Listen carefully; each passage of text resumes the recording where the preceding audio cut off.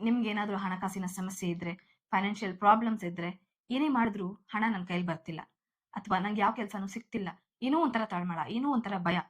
ಯಾಕೀಗ ಆಗ್ತಿದೆ ಅನ್ನೋರು ದಯವಿಟ್ಟು ಈ ವಿಡಿಯೋನ ಪೂರ್ತಿ ನೋಡಿ. ನಾನಿವತ್ತು ರೂಟ್ ಚಕ್ರದಲ್ಲಿ ಫೈನಾನ್ಸಸ್ ಬಗ್ಗೆ ಮಾತಾಡ್ತಾ ಇದ್ದೀನಿ. ಸೊ ಎಲ್ಲರಿಗೂ ನಮಸ್ಕಾರ. ನಾನು ಮೋನಿಕಾ ನಾರಾಯಣ ಸ್ವಾಮಿ, ರೇಖಿ ಪ್ರಾಕ್ಟಿಷನರ್, ಕೌನ್ಸಿಲಿಂಗ್ ಸೈಕಾಲಜಿಸ್ಟ್ ಹಾಗೆ ಹಿಪ್ನೋಥೆರಪಿಸ್ಟ್. ಸೊ ನಮ್ಮ ಬಾಡಿಯಲ್ಲಿ 7 ಚಕ್ರಗಳಿರುತ್ತೆ. ಅದರಲ್ಲಿ ಮೇನ್ ಚಕ್ರ ನಮ್ಮ ರೂಟ್ ಚಕ್ರ.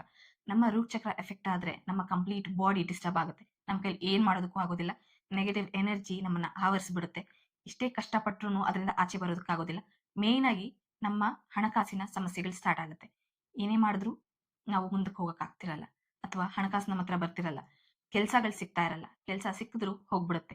ನಾವೆಷ್ಟೇ ಶ್ರೀಮಂತರಾಗಿದ್ರು ಎಲ್ಲಾನು ಕಳ್ಕೊಂಡ್ಬಿಡ್ತೀವಿ. ಹಾಗೆ ಕೆಟ್ಟ ದೃಷ್ಟಿ, ಈವಿಲ್ ಐಸ್ ಅಟ್ರಾಕ್ಟ್ ಆದ್ರೂನು ಈ ರೂಟ್ ಚಕ್ರ ಬ್ಲಾಕ್ ಆಗುತ್ತೆ. ರೂಟ್ ಚಕ್ರ ಬ್ಲಾಕ್ ಆದಾಗ ನಮ್ಮ ಎನರ್ಜೀಸ್ ಫ್ಲೋ ಆಗ್ತಾ ಇರಲ್ಲ. ಫ್ಲೋ ಆಗದಿದ್ದ ಕಾರಣ ನಾವು ತುಂಬಾ ಸಮಸ್ಯೆಗಳನ್ನ ಅನುಭವಿಸ್ತಾ ಇರ್ತೀವಿ.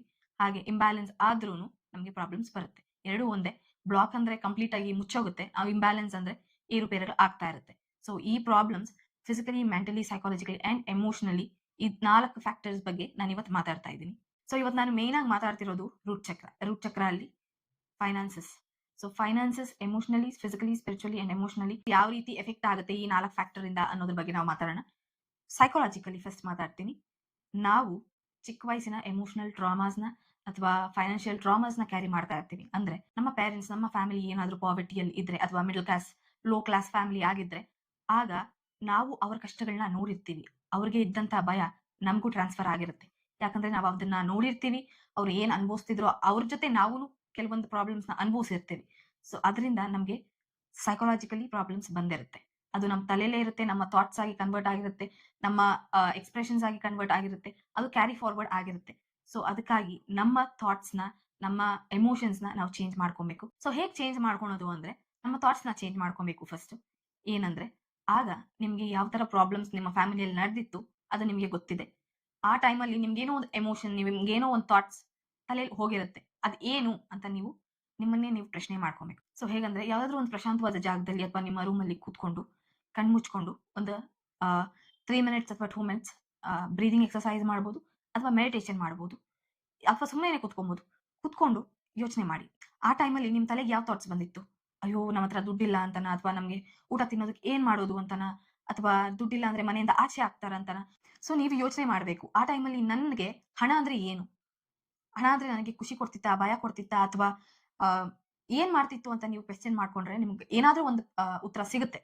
ಆ ಉತ್ತರ ನಿಮ್ಗೆ ಇನ್ನೂ ಕ್ಯಾರಿ ಫಾರ್ವರ್ಡ್ ಆಗ್ತಾ ಇರುತ್ತೆ. ಈ ಉತ್ತರನ ನೀವು ಸರಿ ಮಾಡ್ಕೊಂಡ್ರೆ ನಿಮ್ಮ ಹಣಕಾಸಿನ ಸಮಸ್ಯೆ ಬಗೆಹರಿಯುತ್ತೆ ಸೈಕಾಲಜಿಕಲಿ. ಸೊ ನಿಮ್ಗೆ ಇನ್ನೂ ಕ್ಲಾರಿಟಿ ಕೊಡ್ಬೇಕಂದ್ರೆ, ನಾನೇನಾದ್ರೂ ಹಣ ಅಂದ್ರೆ ಏನು ಮೋನಿಕಾ ಅಂತ ನಾನು ಯೋಚನೆ ಮಾಡಿದ್ರೆ, ನನಗೆ ಖುಷಿ ಕೊಡ್ಬೋದು, ಅಥವಾ ಸ್ಕೂಲ್ ಫೀಸ್ ಗ್ಯಾಪ್ ಬರ್ಬೋದು, ಅಥವಾ ನಾನು ಹೊಸ ಬಟ್ಟೆ ತಗೊಬೇಕಂತ ಇರ್ಬೋದು, ಅಥವಾ ನನ್ಗೆ ಏನಾದ್ರೂ ತಗೊಬೇಕಂತ ಇರ್ಬೋದು. ಸೊ ನೀವು ಕುತ್ಕೊಂಡು ಯೋಚನೆ ಮಾಡಿದಾಗ ಅಲ್ಲಿ ನಿಮ್ಗೆ ಏನಾದ್ರೂ ಒಂದು ಟ್ರಿಗರ್ ಪಾಯಿಂಟ್ ಇರುತ್ತೆ, ಅಥವಾ ಏನಾದ್ರೂ ಒಂದು ಎಮೋಷನ್ಸ್ ಬರುತ್ತೆ, ಅಥವಾ ಏನಾದ್ರೂ ಒಂದು ಕೆಟ್ಟ ಆಲೋಚನೆ ಬರುತ್ತೆ, ಏನಾದ್ರೂ ಬರ್ಬೋದು. ಅದನ್ನ ಯೋಚನೆ ಮಾಡಿ. ಯೋಚನೆ ಮಾಡಿದಾಗ ನಿಮ್ಗೆ ಗೊತ್ತಾಗುತ್ತೆ. ಅಂಡ್ ಅದು ಒನ್ ಆಫ್ ದಿ ರೀಸನ್ಸ್ ಆಗಿರುತ್ತೆ ನಿಮ್ಮ ಹಣಕಾಸಿನ ಪ್ರಾಬ್ಲಮ್ಗೆ. ಆ ನೆಗೆಟಿವ್ ಥಾಟ್ ನ ಪಾಸಿಟಿವ್ ಆಗಿ ಕನ್ವರ್ಟ್ ಮಾಡಿ, ಅಥವಾ ಆ ಸಿಚುವೇಶನ್ ನ ಫರ್ಗಿವ್ ಮಾಡಿ, ಲೆಟ್ ಗೋ ಮಾಡಿ. ಹಾಗೆ ಅಫರ್ಮೇಷನ್ಸ್ ನ ಹೇಳ್ಕೊಳ್ಳಿ, ಪಾಸಿಟಿವ್ ಆಗಿ ಥಿಂಕ್ ಮಾಡಿ. ದುಡ್ಡು ನಿಮ್ಮ ಹತ್ರ ಇದೆ, ದುಡ್ಡು ನಿಮ್ಮ ಹತ್ರ ಈಸಿಯಾಗಿ ಬರ್ತಿದೆ, ಬ್ಲಾಕ್ ಆಗಿರೋ ಎನರ್ಜೀಸ್ ಎಲ್ಲ ಅನ್ಬ್ಲಾಕ್ ಆಗ್ತಿದೆ ಅನ್ನೋ ತರ ಯೋಚನೆ ಮಾಡಿ.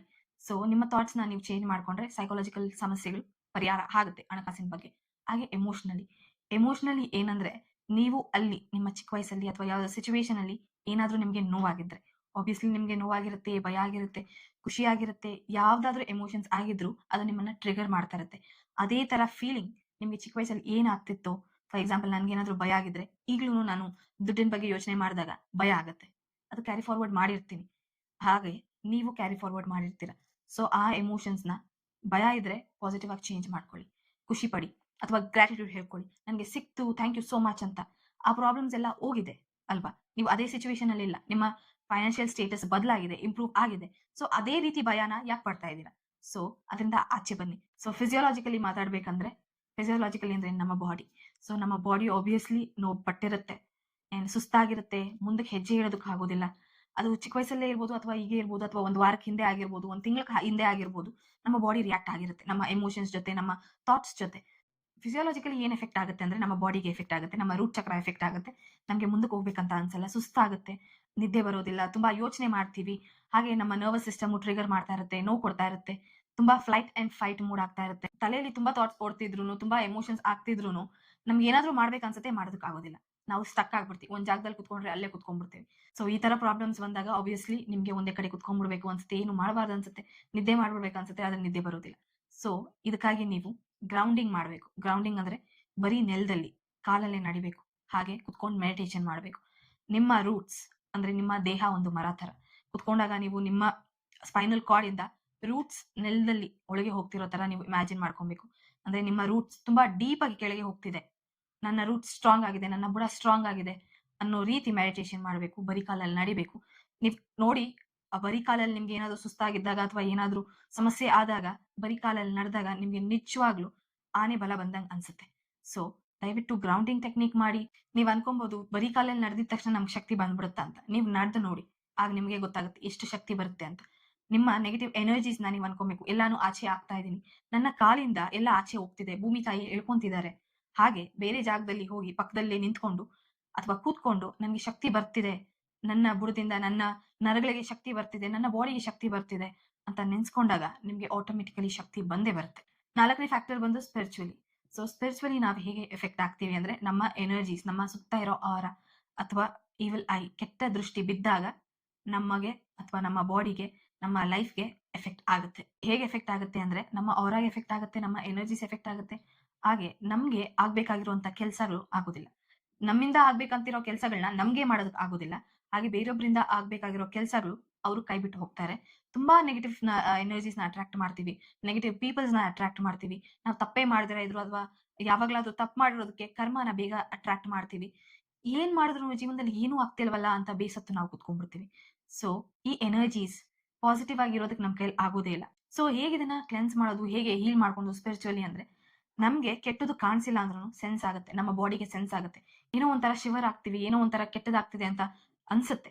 ಸೊ ಆಗ ದಯವಿಟ್ಟು ಮೆಡಿಟೇಷನ್ ಮಾಡಿ. ಸೊ ನೀವು ಮೆಡಿಟೇಷನ್ ಮಾಡುವಾಗ ನೀವು ಇಮ್ಯಾಜಿನ್ ಮಾಡ್ಕೊಬೇಕು, ನನ್ನ ರೂಟ್ ಚಕ್ರ ಎನರ್ಜೀಸ್ ರೆಡ್ ಆಗಿದೆ, ರೆಡ್ ಎನರ್ಜೀಸ್ ಫಿಲ್ ಆಗಿದೆ, ನನ್ನ ಆರಾ ಕಂಪ್ಲೀಟ್ ಆಗಿ ಗೋಲ್ಡ್ ಆಗಿದೆ, ಲೈಟ್ ಆಗಿದೆ, ಹಾಗೆ ನನಗೆ ತುಂಬಾ ಪಾಸಿಟಿವ್ ಎನರ್ಜೀಸ್ ನ ಅಟ್ರಾಕ್ಟ್ ಮಾಡುತ್ತೆ ಅನ್ನೋ ತರ ಮೆಡಿಟೇಷನ್ ನೀವು ಮಾಡ್ಬೇಕಾಗತ್ತೆ. ಹಾಗೆ ರೂಟ್ ಚಕ್ರಗೆ ಒಂದು ಬೀಜ ಮಂತ್ರ ಇದೆ, ಲಂ ಲಂ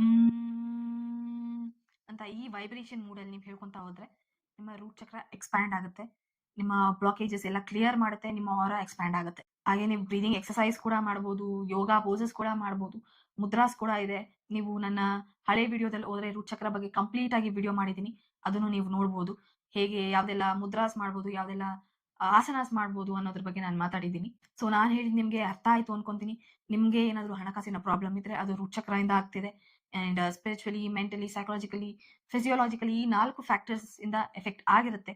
ಸೊ ಸೈಕಾಲಜಿಕಲಿ ಎಫೆಕ್ಟ್ ಆಗಿದ್ರೆ ನಿಮ್ಮ ಥಾಟ್ಸ್ ನ ಚೇಂಜ್ ಮಾಡ್ಕೊಳ್ಳಿ, ನೆಗೆಟಿವ್ ಇಂದ ಪಾಸಿಟಿವ್ಗೆ. ಎಮೋಷನಲಿ ಏನಾದ್ರೂ ಪ್ರಾಬ್ಲಮ್ ಇದ್ರೆ ನಿಮ್ಮ ಎಮೋಷನ್ಸ್ ನ ಚೇಂಜ್ ಮಾಡ್ಕೊಳ್ಳಿ. ಹ್ಯಾಪಿಯಾಗಿ ಫೀಲ್ ಆಗಿ, ಜಾಯ್ಫುಲ್ ಆಗಿ ಫೀಲ್ ಆಗಿ, ತುಂಬಾ ಸಂತೋಷವಾಗಿದ್ದೀರಾ ಅನ್ನೋದು ತರ ಫೀಲ್ ಮಾಡ್ಕೊಳ್ಳಿ, ಅಥವಾ ಅದೇ ರೀತಿ ಇರಿ. ಸೊ ಫಿಸಿಯಾಲಜಿಕಲಿ ಏನಾದ್ರೂ ಪ್ರಾಬ್ಲಮ್ಸ್ ಇದ್ರೆ ಗ್ರೌಂಡಿಂಗ್ ಟೆಕ್ನಿಕ್ ಮಾಡಿ, ಇದು ತುಂಬಾನೇ ಉಪಯೋಗ ಬರುತ್ತೆ. ಅಂಡ್ ಸ್ಪಿರಿಚುವಲಿ ಏನಾದ್ರೂ ಇದ್ರೆ ಲಮ್ ಅನ್ನೋ ಬೀಜ ಮಂತ್ರನ ಪಠನೆ ಮಾಡಿ, ಮೆಡಿಟೇಷನ್ ಮಾಡಿ, ನಿಮ್ಮ ಆರಾ ಎಕ್ಸ್ಪ್ಯಾಂಡ್ ಆಗ್ತಿದೆ ಅನ್ನೋ ತರ ಇಮ್ಯಾಜಿನ್ ಮಾಡಿ, ಪಾಸಿಟಿವ್ ಎನರ್ಜಿ, ಪಾಸಿಟಿವ್ ವೈಬ್ಸ್ ನ ಅಟ್ರಾಕ್ಟ್ ಮಾಡ್ತಿದ್ದೀರಾ ಅನ್ನೋ ತರ ನೀವು ಇಮ್ಯಾಜಿನೇಷನ್ ಮಾಡಿದ್ರೆ ಅಥವಾ ಈ ಟೆಕ್ನಿಕ್ಸ್ ನೆಲ್ಲ ಮಾಡಿದ್ರೆ ನಿಮ್ಮ ರೂಟ್ ಚಕ್ರ ಹೀಲ್ ಆಗುತ್ತೆ, ನಿಮ್ಮ ಹಣಕಾಸಿನ ಸಮಸ್ಯೆಗಳು ಚೇಂಜ್ ಆಗ್ತಾ ಬರುತ್ತೆ, ಇಂಪ್ರೂವ್ ಆಗುತ್ತೆ. ಸೊ ಲಾಸ್ಟ್ ವರ್ಡ್ಸ್ ಏನಂದ್ರೆ, ತುಂಬಾ ಜನ ಶ್ರೀಮಂತರು ಮಾತ್ರ ಶ್ರೀಮಂತರಾಗ್ತಾರೆ, ಅಥವಾ ನಾವು ತುಂಬಾ ಕಷ್ಟಪಟ್ರೆ ಮಾತ್ರ ಶ್ರೀಮಂತರಾಗ್ತೀವಿ, ಅಥವಾ ನನ್ನ ಜಾತಕದಲ್ಲಿ ಆತರ ಯೋಗ ಇದ್ರೆ ಮಾತ್ರ ಶ್ರೀಮಂತರಾಗ್ತೀವಿ ಅನ್ನೋ ಸೂಪರ್ಸ್ಟಿಷಿಯಸ್ ಬಿಲೀಫ್ಸ್ ಇರುತ್ತೆ. ಸೊ ಇದೆಲ್ಲ ತೆಗ್ದಾಕಿ ನಿಮ್ ತಲೆಯಲ್ಲಿ, ನಾನು ಶ್ರೀಮಂತಾನೆ, ನನ್ಗೂ ದುಡ್ಡು ಬರುತ್ತೆ, ನನ್ಗೆ ಎಷ್ಟು ಬೇಕೋ ಅಷ್ಟು ದುಡ್ಡಿದೆ, ನಾನ್ ಸೇಫ್ ಆಗಿದ್ದೀನಿ, ನನ್ಗೆ ಸ್ಟೆಬಿಲಿಟಿ ಇದೆ, ನಾನು ಎಲ್ಲೋದ್ರೂ ನನ್ನ ಹತ್ರ ದುಡ್ಡು ಬರುತ್ತೆ ಅನ್ನೋ ಅಫರ್ಮೇಷನ್ಸ್ ನ ಸಂತೋಷವಾಗಿ ಹೇಳ್ಕೊಂಡ್ರೆ ನಿಮ್ಮ ಹತ್ರ ನಿಜವಾಗ್ಲೂ ನಿಮ್ಗೆ ಏನೇನ್ ಬೇಕೋ ಅದೆಲ್ಲ ಸಿಗುತ್ತೆ. ನೀವೆಲ್ಲೆಲ್ಲಿ ಹೋಗ್ಬೇಕೋ ಅಲ್ಲೆಲ್ಲ ಹೋಗ್ತೀರಾ. ನಿಮ್ಗೆ ಏನೇನೆಲ್ಲ ಆಸೆಗಳಿದೆಯೋ ಅದೆಲ್ಲ ಈಡೇರುತ್ತೆ. ನಾನು ಹೇಳಿದ್ ನಿಮ್ಗೆ ಅರ್ಥ ಆಯ್ತು ಅನ್ಕೊಂತೀನಿ. ನನ್ನ ವಿಡಿಯೋಸ್ ನಿಮ್ಗೆ ಉಪಯೋಗ ಆಗ್ತಿದ್ರೆ ದಯವಿಟ್ಟು ಲೈಕ್ ಮಾಡಿ, ಸಬ್ಸ್ಕ್ರೈಬ್ ಮಾಡಿ. ನಿಮ್ಗೆ ಏನಾದ್ರೂ ಡೌಟ್ಸ್ ಇದ್ರೆ ನೀವು ಕಮೆಂಟ್ ಮಾಡ್ಬೋದು, ನಾನು ಉತ್ತರನ ಕೊಡ್ತೀನಿ. So thank you so much.